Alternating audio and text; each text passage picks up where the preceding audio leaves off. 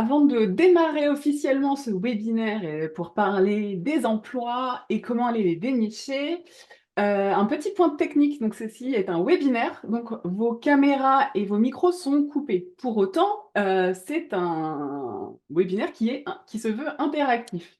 Donc vous avez déjà trouvé l'outil du chat. Donc là, n'hésitez pas à réagir sur le chat. Pour information, tout ce qui concerne les questions que vous souhaitez poser pendant le webinaire, je vous invite à non pas le faire sur le chat, mais à regarder, vous avez un petit outil qui s'appelle Q&R pour questions et réponses. Ça vous permet aussi de voir les questions qui sont posées par les participants.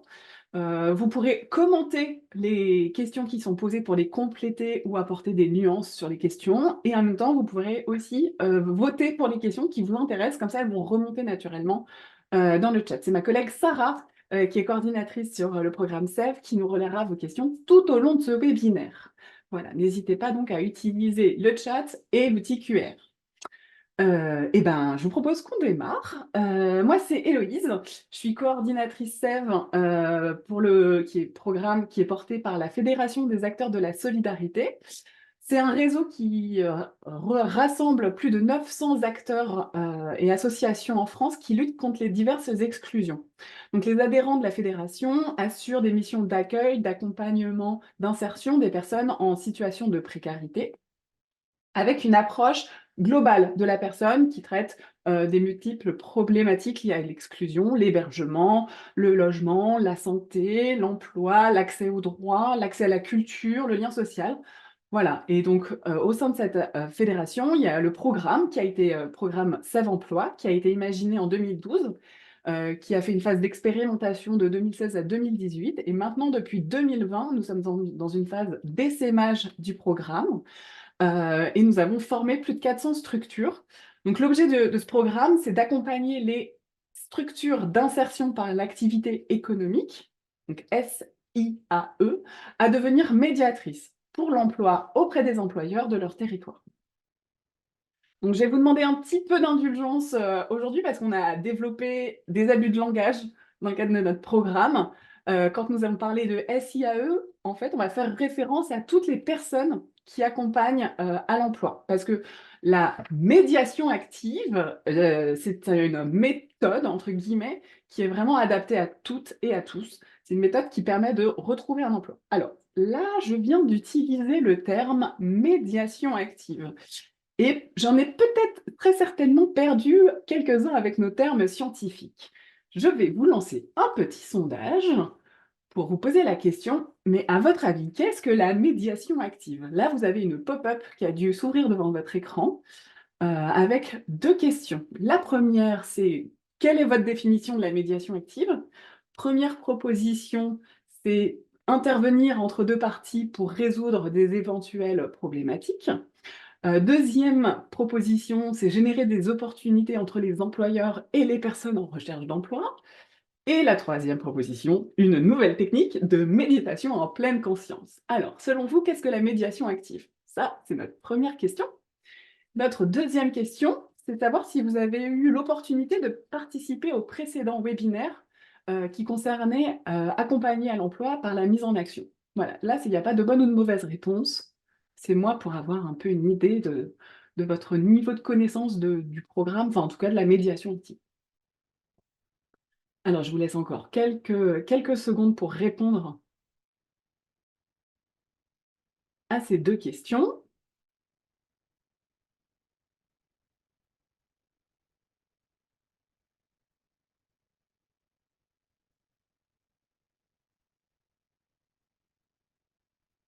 Alors, au niveau des résultats, on est sur 16% des participants pensent que la médiation active, c'est intervenir entre deux parties pour résoudre des éventuelles problématiques. Parmi les participants, on a 3 personnes qui pensent que c'est une nouvelle technique de méditation en pleine conscience et malheureusement, je suis désolée, nous n'allons pas faire de méditation aujourd'hui. Je vous laisse faire ça dans vos activités extra-professionnelles. Et en effet, 78% d'entre vous ont répondu que c'est générer des opportunités entre les employeurs et les personnes en recherche d'emploi. Alors, nous avons une définition un petit peu officielle de la médiation active par le programme Sève Emploi. C'est préciser que c'est une démarche qui vise à intervenir de manière proactive vis-à-vis des employeurs et des personnes en recherche d'emploi pour favoriser l'émergence d'opportunités d'emploi. Bon, l'activité de médiation va chercher à multiplier les mises en lien entre les employeurs et ces personnes en recherche d'emploi sur un même territoire, notamment via des mises en situation de travail en entreprise, les stages, les immersions, les mises à disposition, et des mises en relation via des rencontres, des job cafés, des job dating, des visites d'entreprise, la prospection, voilà, plein de manières. Donc la médiation active cherche également à accompagner et exploiter ces mises en lien pour révéler les atouts des personnes, préciser les besoins d'un poste ou qualifier une offre d'emploi et faire émerger des besoins réciproques d'emploi. Enfin, la médiation active, elle vise à sécuriser le lien qui est créé par la négociation de conditions favorables à une proposition d'embauche et au suivi, pardon, à la prise de poste auprès de l'employeur et du salarié ou de la salariée recrutée. On va s'écarter de la logique de projet professionnel pour favoriser une logique d'opportunité rendue possible par le renforcement du lien avec les employeurs du territoire. Voilà, donc pour ceux et celles qui ont répondu non à la question, que vous n'avez pas eu l'opportunité de regarder, de participer au webinaire sur accompagner à l'emploi, je vous mets dans le chat le lien vers le replay. Et en 3 mots-clés, les éléments à retenir de ce webinaire, c'est que accompagner une personne à l'emploi, c'est proposer des opportunités, des rencontres directes avec des employeurs, donc on l'a dit, des job cafés, des visites, des immersions, des stages. Et pour que ces rencontres, elles soient fructueuses, on la prépare en amont avec la personne, mais aussi, et c'est là où c'est l'enjeu clé, c'est de la préparer aussi avec l'employeur. Et on a évidemment repassé en revue toutes les étapes clés pour faire en sorte que ça fonctionne bien. Alors, pour pouvoir proposer ces opportunités aux personnes en recherche d'emploi, il faut capter ces opportunités. Et donc, c'est tout l'objet de notre webinaire aujourd'hui. Le plus simple, c'est d'aller regarder les offres d'emploi disponibles sur les internets et les sites spécialisés. Ça, c'est le grand classique, c'est le b.a.-ba. Est-ce que ça fonctionne à tous les coups? Évidemment que la réponse n'est pas si évidente. Ça ne fonctionne pas pour tout le monde et à tout moment. Lors de la dernière grande enquête sur l'emploi qui a été menée par la DARES, les personnes qui ont répondu à un sondage et des personnes qui sont en emploi, elles le sont parce qu'elles ont répondu à une annonce. Cette part de la population ne représente que 7%. Et 9% des personnes qui sont en emploi le sont grâce à l'intervention du service public pour l'emploi. Donc ça représente 16%. Ces deux possibilités. C'est une part qui est très très mince. Donc ça prouve que répondre à des annonces, ça peut fonctionner, mais dans 16% des cas. C'est donc l'occasion d'aller voir quelles sont les autres pratiques. Et qu'est-ce qui fonctionne? Majoritairement, le réseau. Ça, c'est pas une surprise. C'est aussi pour ça qu'on est là aujourd'hui. Pour autant, les personnes qui sont accompagnées à retrouver un emploi le sont parce qu'elles n'ont justement pas de réseau. Donc, c'est vous, accompagnateurs et accompagnatrices de l'emploi, qui devez proposer ce réseau à ces personnes. Alors là, pareil, je vais vous proposer un petit sondage. Euh, Aujourd'hui, est-ce que vous pouvez affirmer que vous avez un réseau d'employeurs partenaires? Pareil, c'est des réponses qui sont anonymes, donc il n'y a pas de bonne ou de mauvaise réponse. Mais voilà, c'est pour voir un petit peu où est-ce que vous vous situez, en fait, dans cette constitution de réseau, d'entreprises et d'employeurs.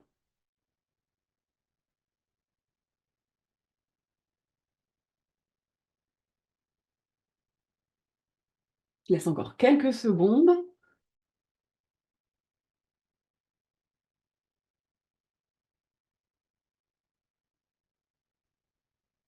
N'hésitez pas à répondre. Alors, c'est très intéressant les résultats, puisque 49% d'entre vous, vous pouvez affirmer que vous avez un réseau d'employeurs partenaires et 51% ne sont pas encore en mesure pas encore d'affirmer qu'elles ont ce réseau d'employeurs partenaires. Voilà, je vous partage les résultats. Les dernières réponses prouvent que vous êtes plutôt 48-52%. Et bien ça tombe bien, parce que l'objectif de notre matinée, c'est de vous donner les clés pour faire émerger des offres d'emploi cachées. Alors, pour cela, nous avons la chance d'avoir deux formatrices qui sont riches d'années d'expérience sur la relation entreprise. J'ai nommé Cathy Chabriange et Isabelle De Crozal. Bienvenue, mesdames. Aujourd'hui, elles vont vous transmettre leurs conseils, leurs astuces. Donc, n'hésitez pas à réagir dans le chat et à poser vos questions via l'outil QR, questions-réponses. Avant toute chose, un petit principe de base, c'est que toutes les entreprises, tous les employeurs ont des besoins à un moment donné. Donc, notamment des besoins en recrutement. Pour cela, il faut aller à leur rencontre. On va, nous, aujourd'hui, employer le terme de prospection. Ça s'apparente à une démarche commerciale à laquelle nous, dans Sève, on va emprunter les outils et les méthodes qui sont éprouvés, mais dans un objectif de permettre le retour à l'emploi des personnes accompagnées. Donc pourquoi se passer des bonnes techniques quand ça fonctionne? Alors la prospection, mesdames les expertes, par où on commence? Où est-ce qu'on va prospecter? Quels sont vos conseils? Ben, moi, je dirais partout, tout le temps. Voilà, partout, tout le temps, saisissez-vous de toutes les opportunités et puis osez, parce que c'est la chose la plus importante. Je sais que quelquefois, ça fait peur. Alors, osez à deux, voire à trois, parce que ça donne toujours du courage et puis on écoute mieux quand on est plusieurs. Mais il faut avant tout se préparer. Voilà. Et puis, je compléterai, Isabelle, en disant que pour être plus confortable, allez déjà dans les entreprises qu'on connaît. Voilà, c'est toujours mieux de commencer, par exemple, des exemples. Est-ce que nos fournisseurs savent bien qui on est, ce qu'on fait, quelles sont nos missions? Voilà, c'est facile de commencer en tout cas, de ne pas commencer dans l'inconnu. Voilà, donc il y a plusieurs pistes. Voilà pour l'instant. Isabelle, peut-être, on a tellement de choses à dire qu'on ne sait pas quoi dire.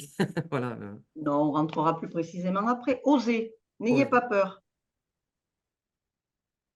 Tout à fait. Il y a dans le programme SEV, on utilise 3 tiers pour que vous ayez des repères clés. Il y a les entreprises, les employeurs qui ont potentiellement des postes qui correspondent aux attentes des personnes qui recherchent un emploi. Il y a aussi les employeurs qui sont tout simplement situés à proximité des lieux d'habitation de ces personnes-là ou de la structure, de votre structure. Et puis, le troisième, c'est des employeurs qui ont des besoins de personnel et qui ont des métiers qu'on ne connaît pas. Voilà. Donc ça, c'est les 3 tiers pour essayer d'identifier par où commencer en fait la prospection. En termes des interlocuteurs, vous en avez parlé, vous avez parlé des fournisseurs. Est-ce qu'il y a d'autres types d'interlocuteurs, d'autres lieux, organisations, personnes ressources pour compléter des idées de prospection? Alors, si je peux me permettre, je peux, Oui. un cas très classique, hein, c'est des cas vécus, bien sûr. Une personne qui a trouvé une place de vendeuse à la boulangerie où tout le monde se servait tous les jours à côté de la SIAE. Et ils étaient très connus, ils étaient très familiers avec la boulangerie, sauf que cette boulangerie cherchait une vendeuse, ne l'avait pas forcément indiqué sur sa vitrine. Et en allant chercher un jour de formation des sandwichs, j'ai dit: «Il faut peut-être demander» et bingo, CDD, enfin immersion, CDD, CDI. Voilà, donc parfois c'est vraiment, au-delà des fournisseurs, c'est le fleuriste d'en face, voilà, c'est ça. Ça peut être aussi, quand on est sur des chantiers en extérieur, des gens, qui viennent, s'adresser au chef d'équipe parce que, «Qu'est-ce que vous faites là?» Parce que parfois il y a la curiosité, c'est merveilleux, ça déclenche plein d'opportunités de rencontres. Et voilà, dire ce qu'on fait, mais aussi pouvoir mettre déjà un lien en proposant ou en mettant en lien avec une collègue plus adaptée pour expliquer quelles sont les missions des SIAE et pas que.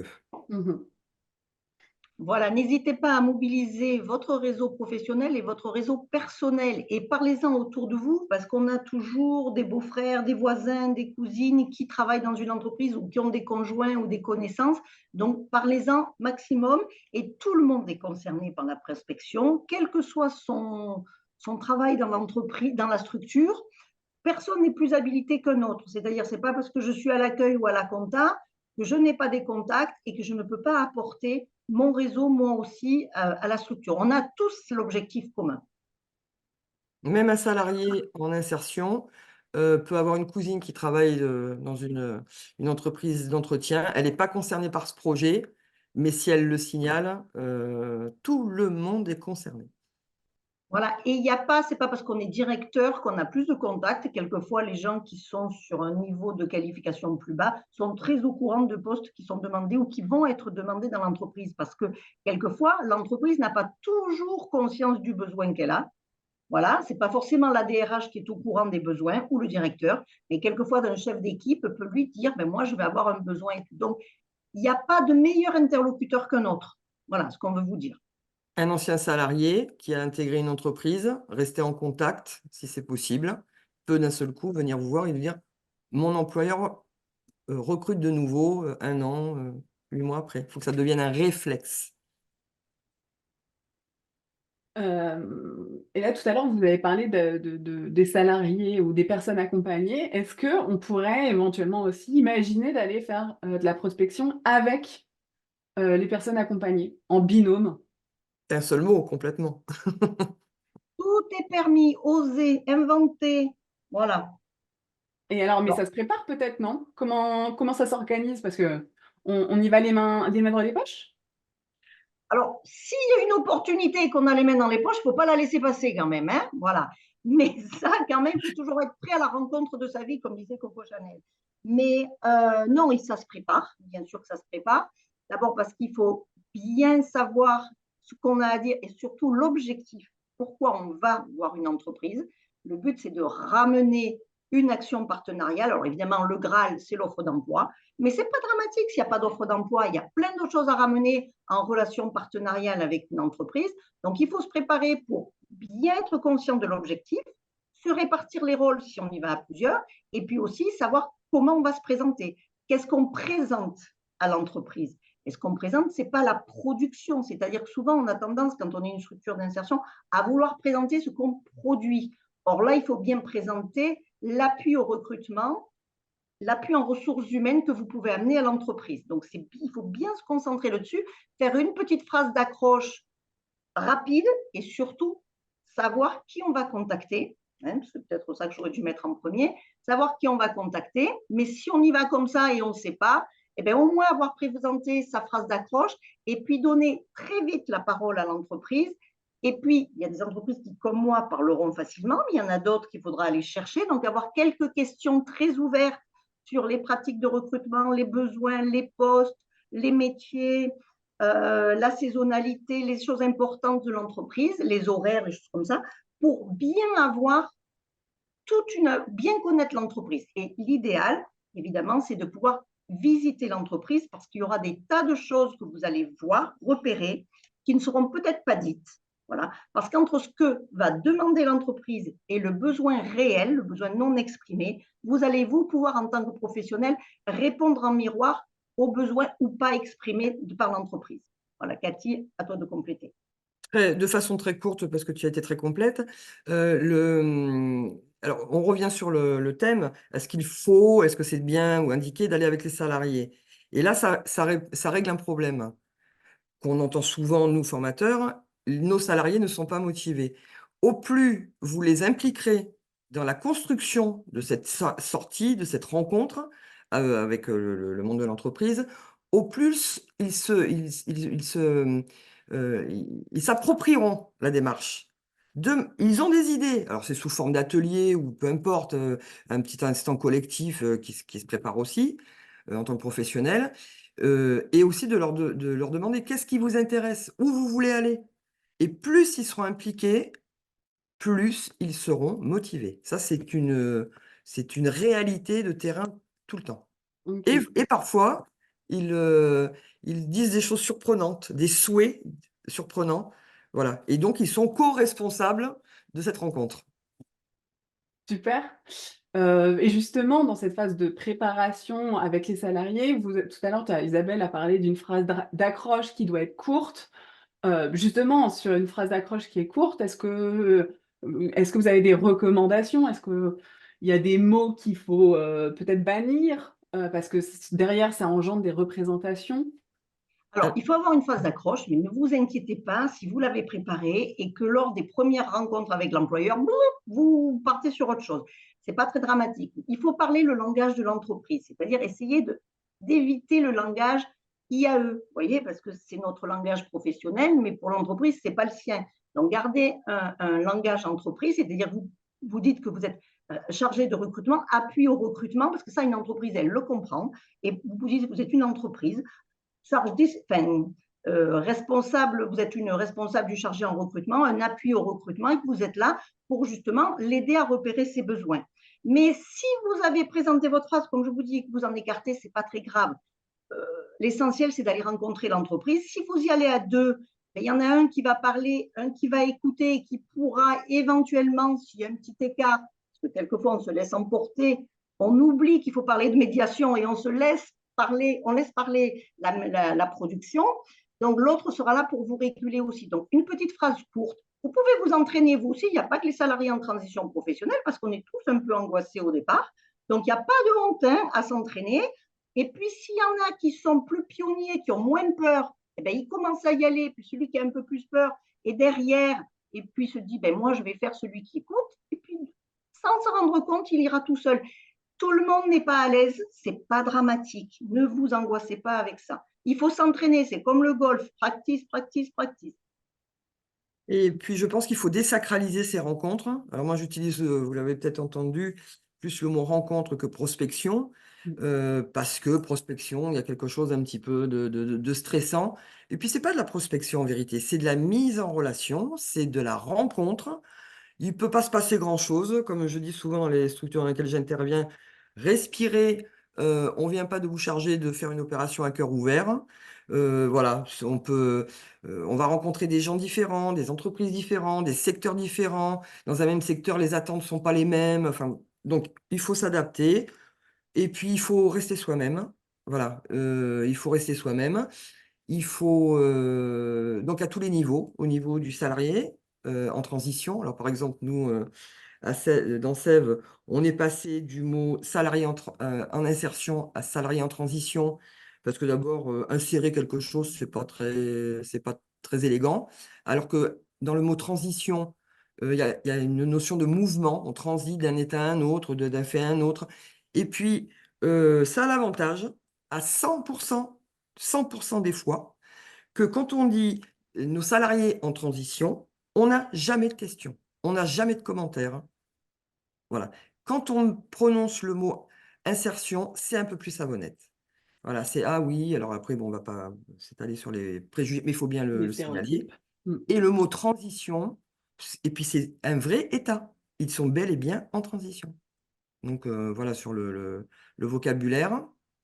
Et puis voilà, je crois que Dites-vous bien que les entreprises, enfin les personnes que vous allez rencontrer dans l'entreprise peuvent être stressées aussi, pas forcément à l'aise avec la communication, et elles ont envie que vous intéressiez à elles. C'est comme une rencontre amoureuse, si on parle que de soi, vous n'allez pas séduire l'autre. Tandis que laissez-lui la parole, intéressez-vous à lui, connaissez peut-être aussi avant son secteur d'activité, il y a le plus de renseignements possible, et puis surtout, ouvrez les oreilles et vous êtes à sa disposition. Voilà. et il y a un terme que moi j'aime bien, c'est le terme on peut y aller parce qu'on est légitime. En tant que professionnel de l'accompagnement, on est tout à fait légitime d'aller rencontrer les entreprises. SIAE, ça c'est notre vocabulaire, mais j'aime bien les deux dernières lettres. AE, acteur économique. Vous êtes des entreprises, parce que vous faites le boulot d'une entreprise, vous managez, vous avez des plannings à respecter, donc vous êtes bien une entreprise. Donc, être acteur économique d'un territoire, quand vous prenez, je ne sais pas où vous êtes, où vous vous situez, c'est le Leclerc, le Maçon, vous. Donc, en vérité, vous êtes dans un même groupe. Donc, il n'y a pas d'illégitimité à ne pas aller les rencontrer. Tout le monde est là pour s'occuper d'un secteur économique d'un territoire donné. Donc, ça, voilà. Je pense que l'état d'esprit dans lequel il faut se mettre, se plonger pour éliminer un petit peu l'appréhension de certains, c'est se dire je suis légitime pour aller parler d'égal à égal à une entreprise. Voilà. Et comme Isabelle le soulignait, il y a des fois les personnes, le verbage, discuter, c'est pas, vous allez avoir des permanents qui ont plus d'aisance que d'autres.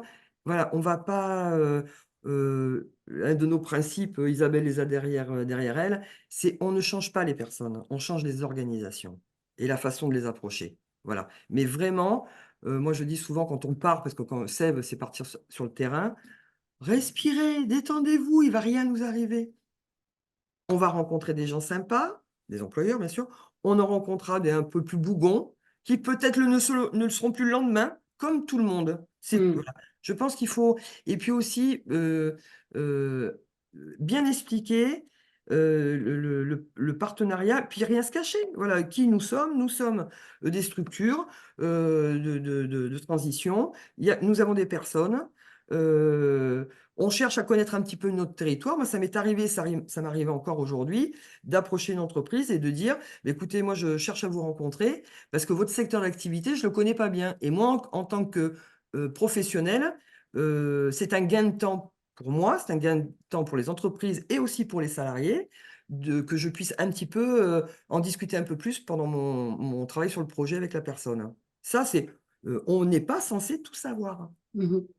Et l'autre, c'est-à-dire cette autre, l'entreprise, j'en connais pas qui n'aiment pas parler de leur travail. Ou c'est pas le moment, c'est pas grave, mais on peut reprendre un rendez-vous. Ils adorent parler d'eux. Et parfois, tu l'as dit, on a des accueils qui sont plutôt bienveillants, en tout cas positifs et à bras ouverts, mais parfois, on a aussi des entreprises qui nous disent, ben non, nous, on n'a pas besoin de recrutement en ce moment. Comment on leur répond? Comment on rebondit sur cette phrase qui va plutôt avoir tendance à refermer la porte? Comment on fait Ben, encore pour garder un petit peu le contact? bien, Qu'est-ce que vous proposez? moi, c'est ce que je disais tout à l'heure, et puis Isabelle complétera, je vais faire court, parce que sinon on est bavard de toutes les deux, on a tellement de choses à vous dire. Euh, c'est pas important, il n'y a pas d'entreprise. C'est pour ça que la phrase d'accroche d'entrée est importante, d'abord parce qu'elle est juste et qu'elle permet d'ouvrir plus au-delà de l'embauche, immédiate ou pas. On est acteur économique du territoire. Ce qui nous intéresse, c'est le partenariat. Le partenariat, bien sûr, pour Sèvres, c'est avant tout l'opportunité d'emploi durable, mais c'est aussi, dans un partenariat, c'est des gens, des entreprises qui vont accueillir des immersions, des entreprises qui vont venir parler aux salariés pardon, des structures. Une personne qui m'a dit, mais nous, aujourd'hui, on ne recrute pas, mais ce n'est pas grave, nous ne cherchons pas que ça. En tant qu'acteur du territoire, on cherche aussi à recueillir la parole des employeurs. Voilà, on pourrait, par exemple, vous pourriez venir voir, venez nous visiter. Comme ça, déjà, ils constateront que les salariés en transition travaillent et qu'ils ont des activités.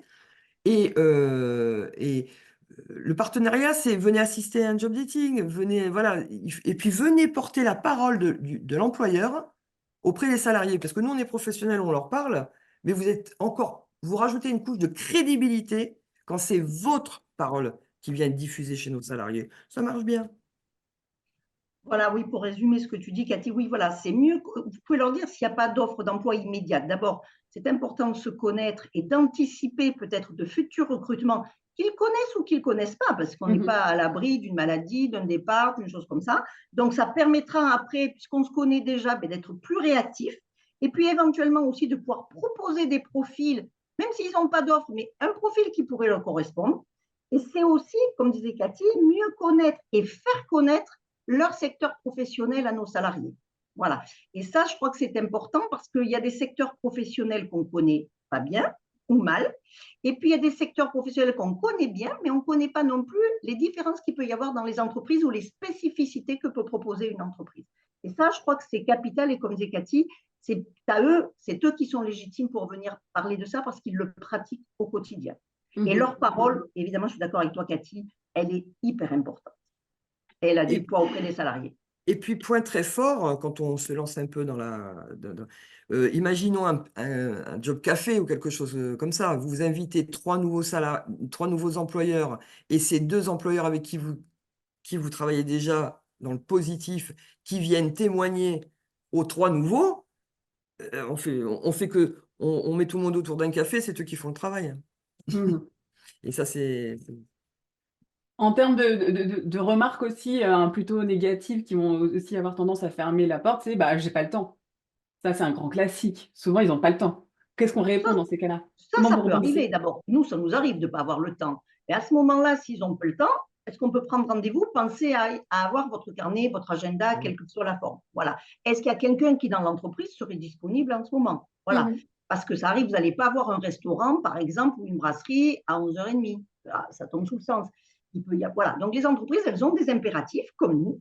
Voilà. Donc là, il n'y a pas de problème, vous comprenez tout. Si vous l'avez fait sans prendre rendez-vous, parce que si vous avez pris rendez-vous, ça peut arriver aussi, hein, il y a un imprévu, ça peut arriver. Mhm. Mais même si vous avez rendez-vous, faites bien préciser dès le démarrage de combien de temps vous disposez. Parce que peut-être que pour la personne qui a pris rendez-vous avec vous, elle pensait que ça durerait un quart d'heure, 20 minutes ou 1 heure. Donc, sa disponibilité n'est pas la même. Et du coup, vous devez aussi tenir compte de ce timing. Donc, bien demander le timing avant. Ok. En sachant que soit 50% du temps, on va dire que c'est du 50-50, on va souvent obtenir un quart d'heure et on part au bout d'une heure parce que c'est nous qui avons un rendez-vous et ça arrive très souvent. Et c'est nous qui partons parce qu'on a d'autres tâches à faire en rentrant et que, bah, écoutez, on reprend contact. Vraiment, 50% du temps, la personne a dit un quart d'heure parce qu'elle ne sait pas trop le contenu de tout ce qu'on va se dire et c'est l'employeur. On doit voilà, on doit remercier l'employeur et arrêter de discuter, puis on se revoit. Voilà, ça arrive très fréquemment. Et qu'est-ce que vous répondez quand ils vous demandent si c'est soit payant, si vous êtes une agence d'intérim, ou au contraire, ils disent bah non, mais moi je travaille déjà avec Pôle emploi, enfin France Travail maintenant. Comment on réagit aussi par rapport à ces remarques? Alors, sur la question financière, on va dire que nous, la rémunération, elle est différente. C'est qu'on va vraiment créer un partenariat. On vient pour créer un partenariat et on est ravis d'avoir des offres d'emploi, mais le but, ce n'est pas aussi que l'offre d'emploi, c'est créer vraiment toutes sortes d'opérations partenariales. Donc, ça peut être des mises en situation, des périodes d'immersion, et comme disait Cathy, participation à des forums, à des job dating, à des visites d'entreprise, aussi des simulations d'entretien de recrutement, parce qu'on peut avoir une entreprise qui n'a pas de besoin, mais ils ont un service RH et qui peuvent mettre à notre disposition parce qu'on a des salariés ou on a envie de les tester sur autre chose avec d'autres questions. Il y a plein de formes de partenariats qu'on peut créer. Donc ça, c'est important. J'ai oublié ta question, Héloïse. Paf, voilà. Et pardon.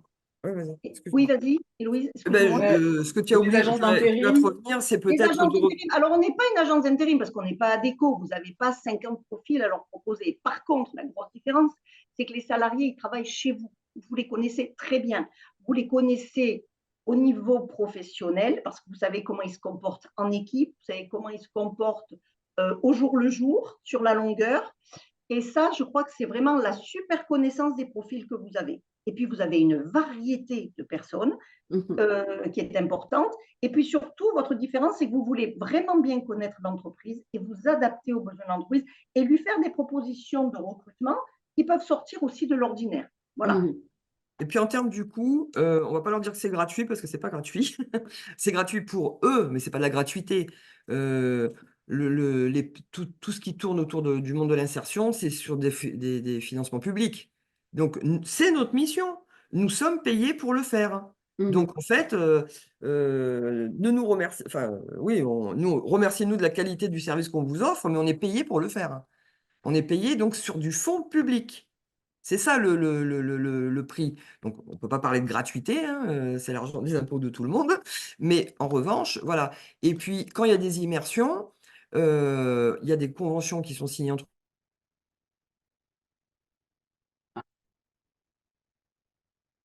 On a perdu Cathy, le temps que sa connexion revienne. Euh, Oui, voilà, donc la gratuité, non, effectivement, mais parlez plutôt de partenariat, de réel d'échange, et que vous avez besoin, pour mieux leur répondre à leurs besoins en recrutement, vous avez besoin de bien les connaître, et ce, par tous les moyens. Et puis, il y a peut-être des personnes que vous accompagnez qui ne sont pas tentées par ces secteurs parce qu'ils n'ont pas trouvé l'entreprise qui leur donnera envie. Par exemple, l'électricité, bon, tout le monde sait à peu près le travail que fait un électricien. Mais il y a des tas d'entreprises dans lesquelles, moi, j'ai des personnes qui ne veulent pas aller travailler et puis ils ont rencontré un jour une entreprise ou un chef de travaux ou un chef d'équipe qui tout d'un coup leur a donné envie. C'est ça aussi la vie. vous qui travaillez dans des SIAE et pas que, vous iriez peut-être pas travailler dans n'importe quel SIAE. Il y en a qui vous êtes… Voilà. Donc, c'est pareil pour tout. Oui, puis l'attente humaine d'un employeur d'un autre à un autre, c'est pas la même chose. Je veux dire, on est surpris parfois. Alors on croit que, voilà. Je pense que, je sens pas que, mais pour aller vérifier tout ça, il faut aller sur le terrain parce que là, en fait, on s'appuie sur des faits. Voilà, sur des faits. Et ça peut passer, comme disait Isabelle, avec un et pas avec l'autre parce que c'est comme ça que l'humain marche. Donc voilà. Est-ce que je peux donner un petit exemple très très court? Très Non. court, parce que le temps file et il y a encore plein de sujets à aborder. Ouais, puis il y a des questions aussi. Je vois qu'il y a des Oui. gens qui… Voilà. Je suis accompagneur socio-pro. Ah, mais oui. Alors attends, on prendra les questions Voilà, après, après, Isabelle, je voilà. m'en occupe. Super. Et puis, par contre, quelque chose qui n'est pas un exemple, Oui. parfois, une entreprise, je pense que c'est important parce que tous les participants là, ont connu ça, vont dire, oui, mais vous savez, votre secteur, bon, les gens, ils ne sont pas trop employables. Alors moi, là, je fais un petit peu d'humour, je suis bien d'accord avec vous, mais moi, dans mon quotidien de vie, quand je vais au restaurant, est-ce qu'on est bien d'accord que vous avez croisé probablement des salariés ou que vous croisez au restaurant, à l'hôtel, hein, apparemment, il y a beaucoup d'employables qui sont à l'emploi. Je veux dire, non, mais c'est une vérité. Je veux dire, l'excellence, il y a comment dirais-je, on voit bien que pour faire gommer cette systématisation des gens de l'insertion, on ne peut pas attendre d'eux qu'ils soient parfaits. On ne l'est pas, personne ne l'est. Et dans le monde ordinaire de l'emploi, il y a énormément de personnes qui ont des traits moins sympathiques que d'autres. Mais si la compétence est au rendez-vous, C'est la si les rencontre qui atouts va sont… révéler en effet la compétence. Pour revenir aussi à la rencontre entreprise, là on a la chance, on arrive, on a la personne en face de nous, elle est OK pour nous rencontrer, puisque je rappelle, on fait la petite phrase d'accroche, on présente son offre de service en très peu de temps, on en dit le moins possible pour justement donner envie d'en savoir plus.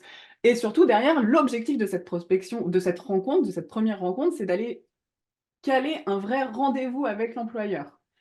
Si ce rendez-vous, si en fait en face de nous, on n'a pas cette personne qui est en capacité de nous donner rendez-vous, on a soit un beau barrage filtrant de la secrétaire, de la personne en charge de l'accueil, ou si le responsable n'est pas présent, comment on peut rebondir aussi pour pas perdre son temps et en même temps continuer à garder le lien avec l'entreprise.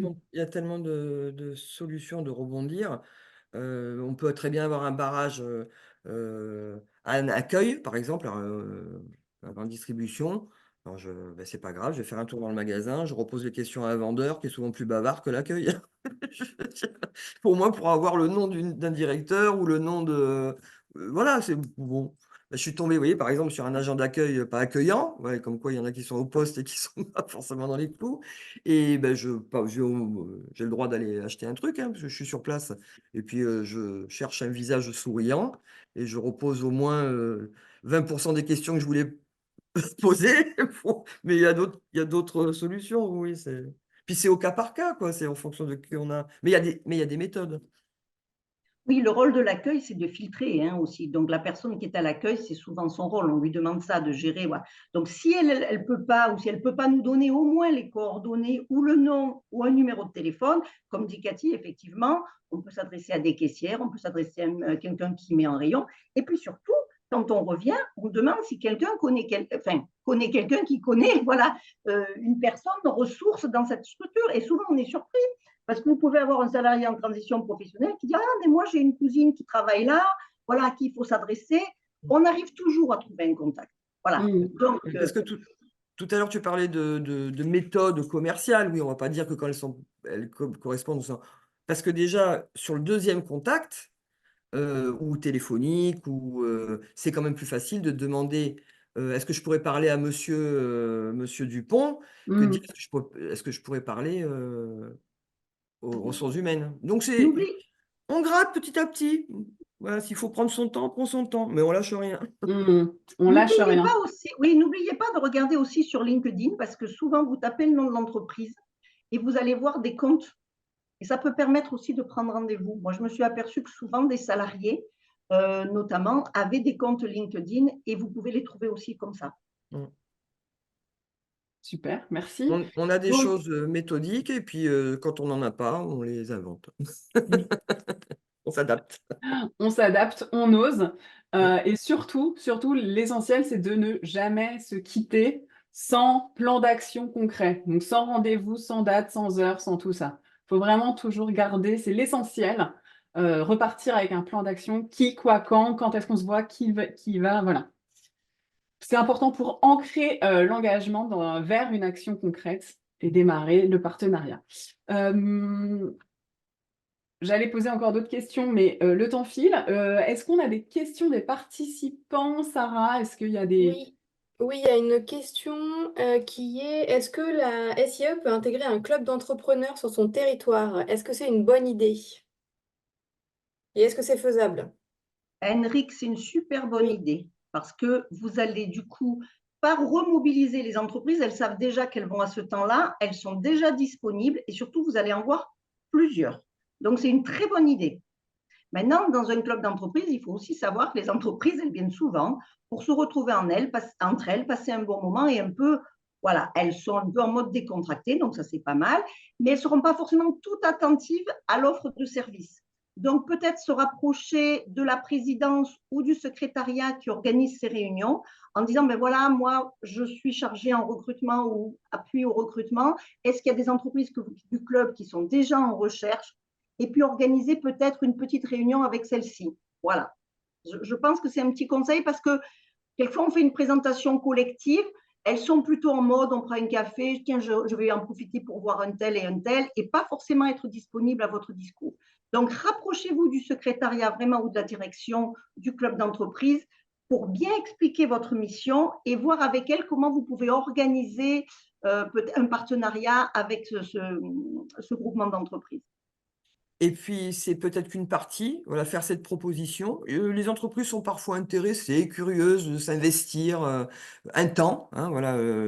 Parfois, le réseau, il est vivant, il n'a pas de date, hein, et de repérer, et déjà, et puis de voir si vous pouvez pas les voir individuellement chez eux. Déjà, ça, avec des entreprises qu'on n'aurait peut-être pas forcément repérées, et puis de proposer, voilà, moi j'ai eu le cas, 20 entreprises dans le club entreprise, il y en a 3 qui étaient partants pour faire des travaux de réflexion. Voilà, oui, oui, bien sûr, c'était Il y a un une bon bonne idée conseil. aussi, c'est de leur proposer de faire la prochaine rencontre ou une prochaine rencontre chez vous dans votre structure. Et Mm. c'est eux qui viennent chez vous et vous leur présentez votre structure. Et là, du coup, l'intérêt, il est plus sympa. Vous voyez? Et puis quand on parle de présenter, c'est si possible faire un petit tour dans les chantiers, hein. Même si on chantait en plein air et tout ça, ça a toujours un impact de... Voilà, et voilà, ça plaît toujours d'aller sur place. Et Sarah, est-ce qu'il y a d'autres questions? Non, pas d'autres questions. D'accord. J'ai vu dans le chat qu'il y avait quelqu'un qui faisait référence aux structures qui sont des associations intermédiaires et donc pour qui faire des immersions ou des PMSMP, ben voilà, l'offre elle n'est pas forcément si gratuite parce que l'objectif de ces associations intermédiaires, c'est aussi de proposer des mises à disposition. C'est se dire aussi que ben en fait, ce qu'on vous propose là aujourd'hui ce matin, ça se transpose aussi à développer votre capacité à proposer des mises à disposition.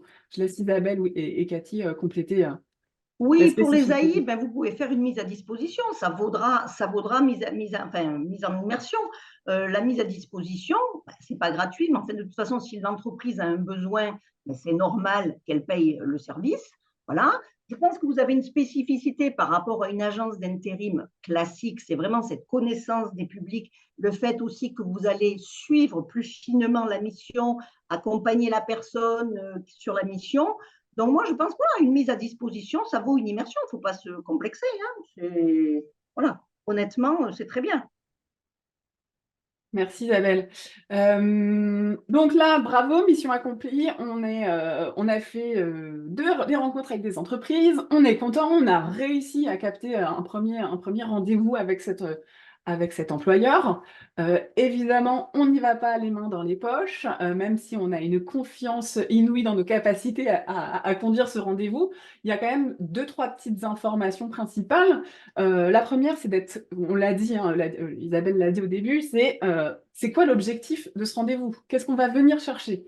Donc, nous, évidemment, notre objectif final, c'est de pouvoir proposer de l'emploi, mais pour pouvoir proposer de l'emploi, parfois, il y a des étapes préalables, et donc c'est là où les actions partenariales vont permettre de venir petit à petit creuser et permettre à l'employeur de s'ouvrir un petit peu plus.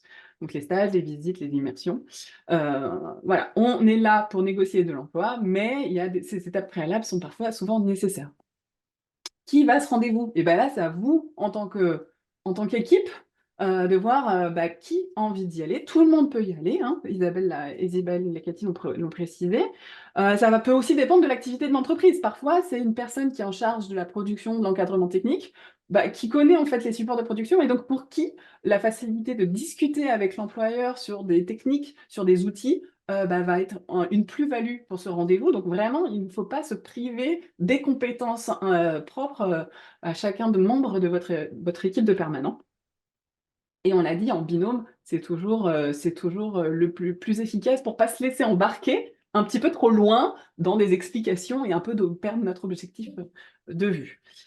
Comment on démarre le rendez-vous? Ça, on l'a dit, Isabelle, hein, on est là, on pose le cadre, on replace l'objectif du rendez-vous, mais surtout, on s'assure que niveau timing, on est un petit peu d'accord sur le temps qu'on peut s'accorder, même si parfois ça déborde, comme l'a dit Cathy.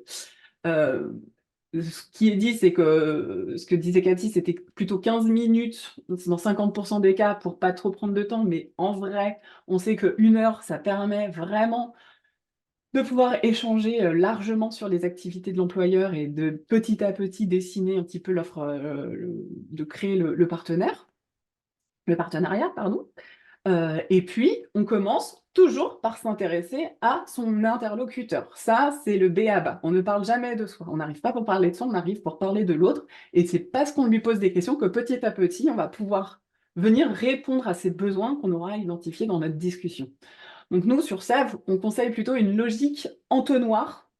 On démarre sur un cadre très général de l'entreprise, depuis quand vous existez, quelles sont vos activités, quels sont les différents métiers, combien de salariés, enfin voilà, vous brossez très très très large. Puis après, vous voyez s'il y a des besoins de recrutement, comment vous recrutez aujourd'hui, est-ce qu'il y a des périodes qui sont plus intenses que d'autres, est-ce que vous avez du turnover, est-ce que vous accueillez des stagiaires, voilà, est-ce qu'il y a des perspectives de recrutement? Et ensuite, on pose des questions concernant l'accueil.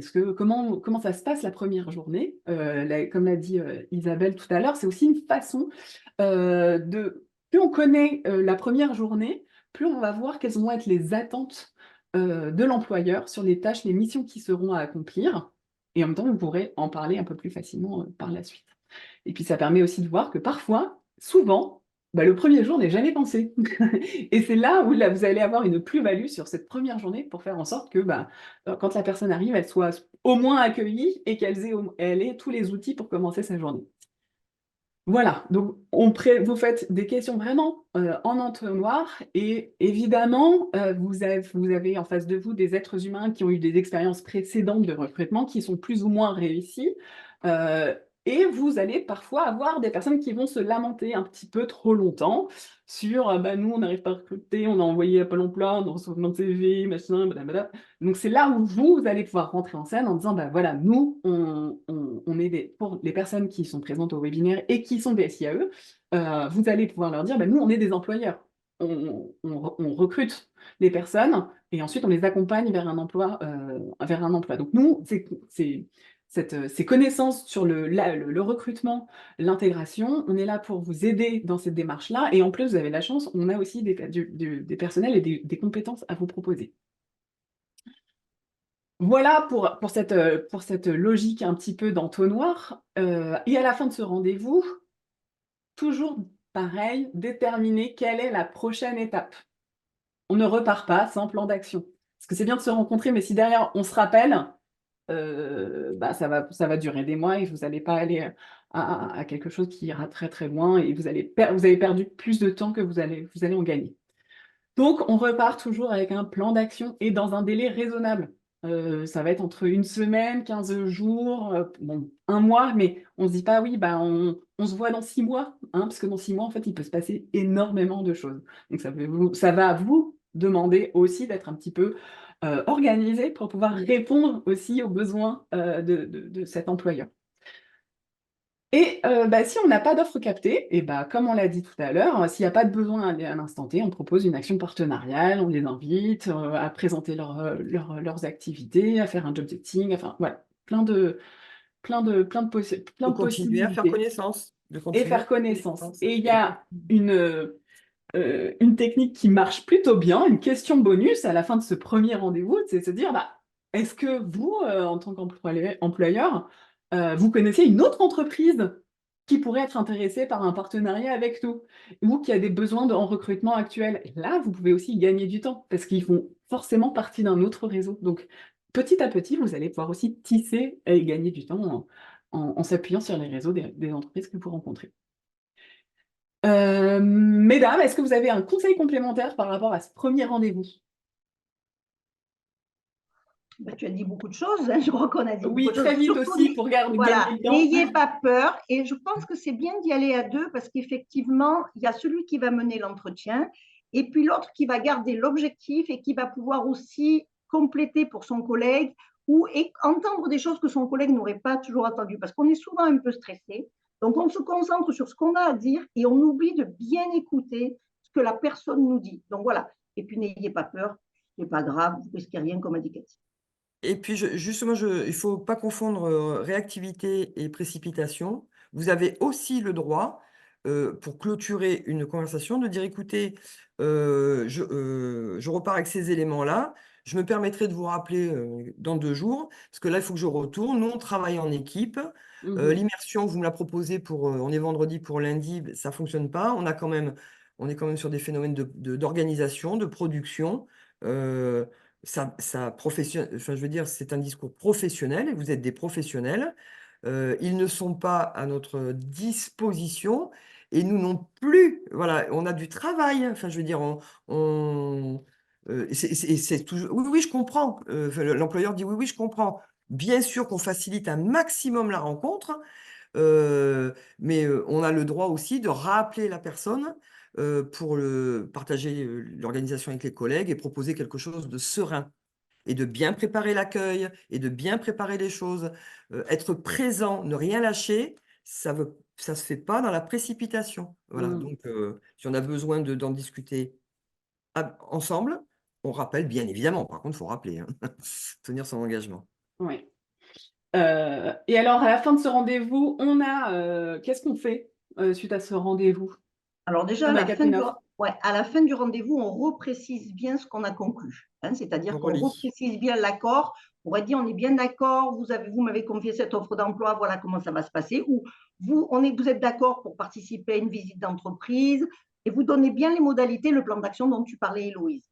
Et à l'issue du rendez-vous, une fois que vous avez dit au revoir, vous avez bien précisé que vous enverrez un mail pour bien repréciser tout ça avec la date des prochaines étapes. Je crois que c'est très important de ne pas partir sur du flou et que vous soyez bien d'accord, parce qu'à fois on est tellement content d'avoir amené des choses, on est dans l'enthousiasme, mais on n'a pas forcément bien compris exactement la même chose. Donc le plan d'action, on le reprécise bien, le quoi qui quand dont tu as parlé, Héloïse, on le reprécise bien avec notre interlocuteur, on est bien d'accord, on a bien retenu tout ça. Et quand on rentre au bureau, on fait un mail où on reprécise tout ça. Et puis, bien sûr, comme disait Cathy aussi très justement, on informe ses collègues. Et puis, on a le droit de faire une petite danse de la joie. Ça ne fait pas de mal. Voilà. En effet, ouais, c'est important de restituer à votre équipe, voilà, de partager votre Partager. victoire. Et puis c'est aussi à ce moment-là qu'on va se dire, bah voilà, on a capté une offre. C'est peut-être le moment d'aller la proposer aux personnes que l'on accompagne. Et justement, moi, j'ai une question à vous poser aux participants. Aujourd'hui, comment présentez-vous une offre d'emploi aux personnes que vous accompagnez? Alors, il y a plusieurs propositions, donc vous pouvez y répondre à plusieurs. La première, c'est j'affiche l'offre d'emploi dans les locaux, je leur renvoie par SMS, je leur en parle lors de rendez-vous individuels ou je la présente en atelier ou lors de réunions collectives. Quelles sont vos techniques pour présenter l'offre aux salariés en transition?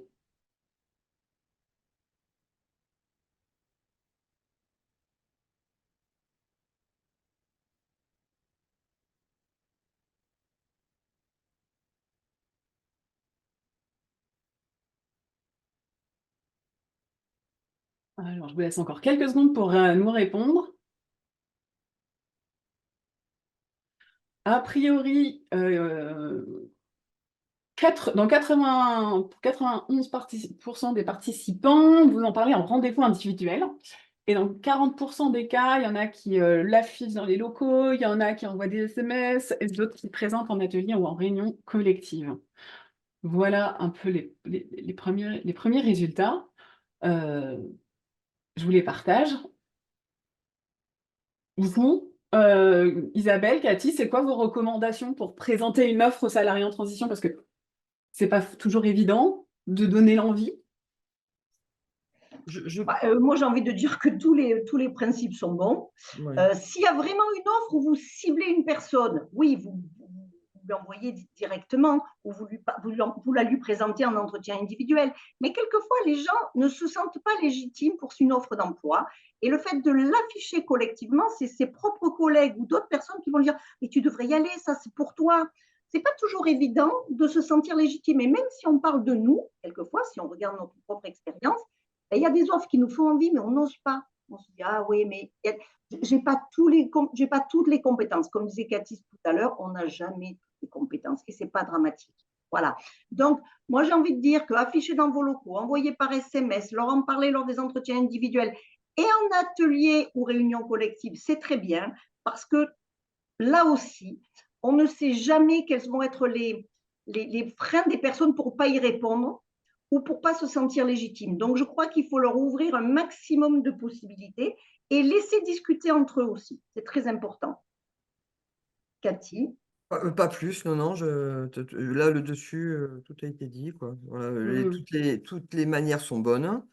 La bonne manière, c'est celle qui fonctionne. Donc, il faut les mettre toutes en exercice. Ouais. Et Vous c'est vrai pouvez que même demander, pardon Cathy, excuse-moi, vous pouvez même demander au recruteur de venir la présenter. Ça peut être aussi une présentation du métier et venir présenter son offre parce qu'elle sera plus incarnée et la relation qu'on peut avoir pendant cette présentation avec le recruteur, vous ne savez jamais les effets que ça peut avoir sur les personnes. Oui, c'est surprenant. Je pense qu'il faut être tout le temps dans la proposition, pas sélectionner. Et puis, c'est très. On voit de tout sous forme de réussite, hein. On voit de tout. Donc, moi, j'aime beaucoup, j'aime bien l'offre affichée dans les locaux. La mettre à disposition. Mais même toutes, elles sont toutes à déclencher. Oui, et puis ce qui est intéressant aussi, c'est de pouvoir la proposer à tout le monde. C'est aussi leur montrer qu'il y a des offres, et plus on en propose à tout le monde, et plus ça crée en quantité. Et donc, voir qu'il y a des offres disponibles, ça permet aussi aux personnes qui sont accompagnées que si on leur propose qu'une seule offre tous les 6 mois, enfin voilà, on se dit on n'a pas trop le choix. Alors que si on propose 10 offres chaque semaine, évidemment, j'extrapole un peu, mais ils auront la capacité à se dire si oui ou non ils ont envie de répondre à une offre. Et Ils puis, il se auront passe plus des un rôle choses. d'acteur que si Ouais, c'est toujours ouais. présélectionné. Et puis, parfois, il se passe des choses personnelles dans leur vie. On est sur un projet, puis il y a des choses qui vont pas. Il ne le dit pas tout de suite, hein, ou elle ne le dit pas de suite. Et puis, d'un seul coup, il renonce à son projet pour 1 an ou 2 ans. Il va aller urgemment prendre une offre là, maintenant. Elle est alimentaire, mais c'est quelque chose qu'il a fait avant. Donc voilà, c'est sélectionné pour les salariés, ça reste compliqué. Oui, il y a aussi une crainte qui ressort dans les structures qu'on accompagne, c'est bah oui, je suis super content, j'ai capté une offre et en face de moi, j'ai personne qui a envie de se positionner. Du coup, ça va me mettre en difficulté dans mon démarrage de partenariat avec l'employeur.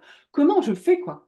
D'où l'importance de ce premier rendez-vous où on lui aura expliqué notre fonctionnement, que chez nous, c'est des entrées-sorties permanentes parce que les personnes qui sont chez nous sont en recherche d'emploi.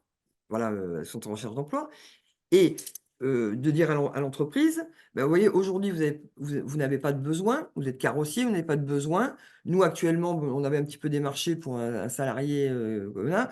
Et je ne peux pas vous garantir que dans 1 mois, il sera présent si vous me rappelez que vous avez un besoin. Voilà.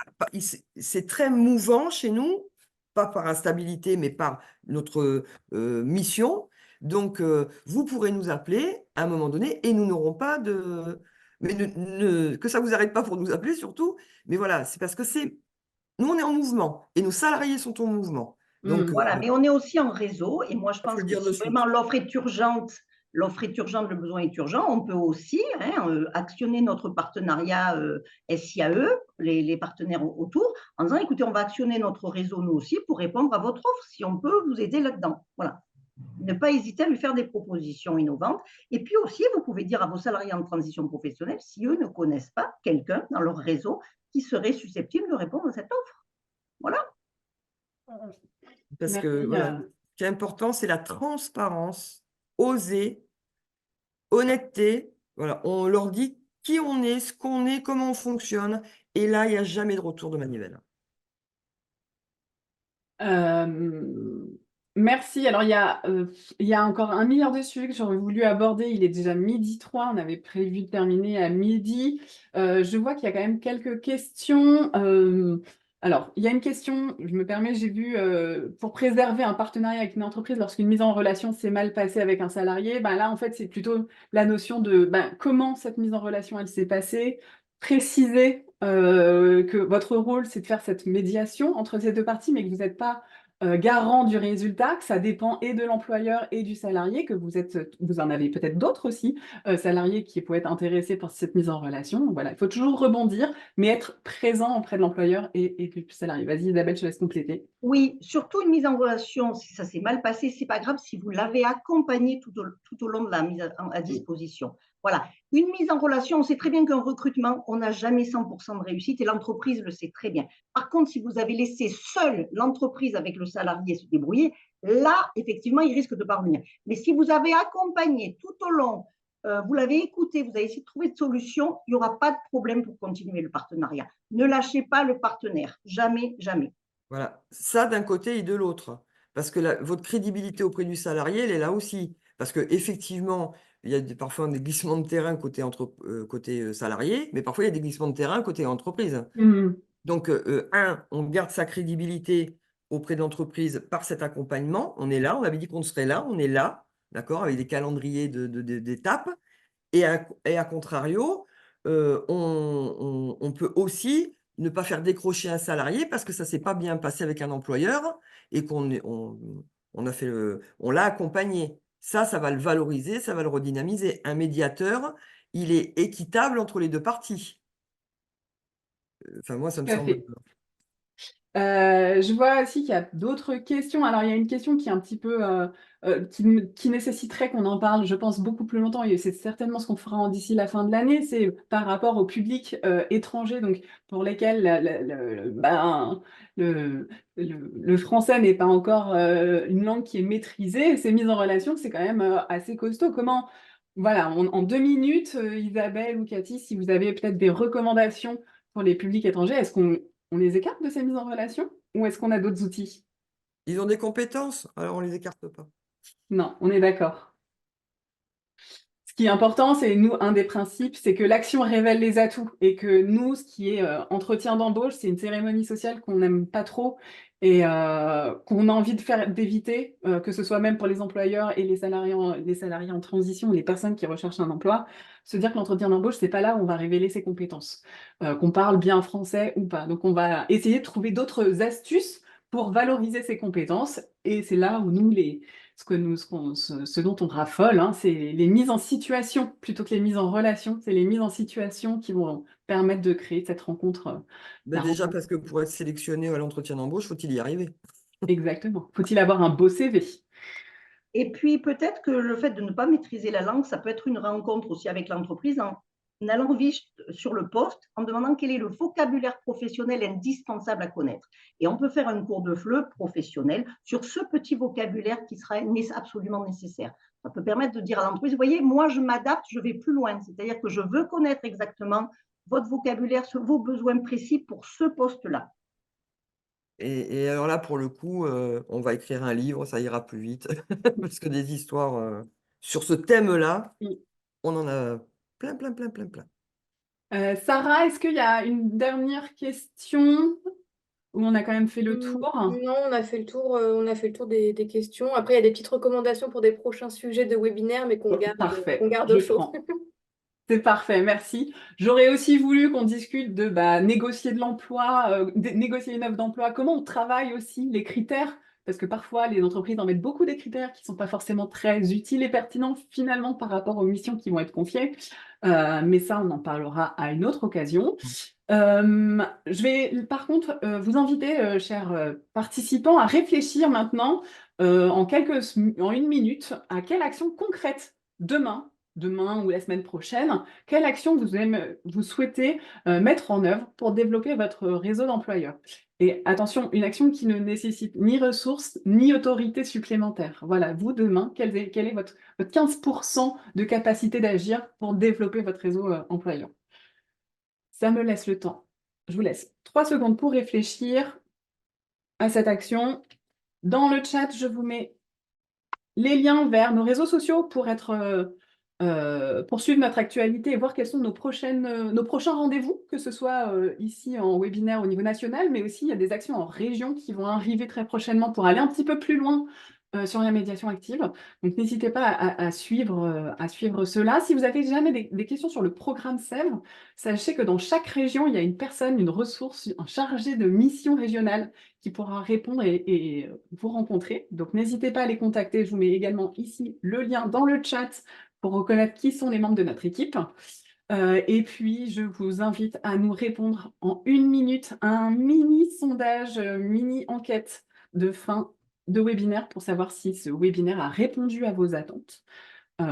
J'espère.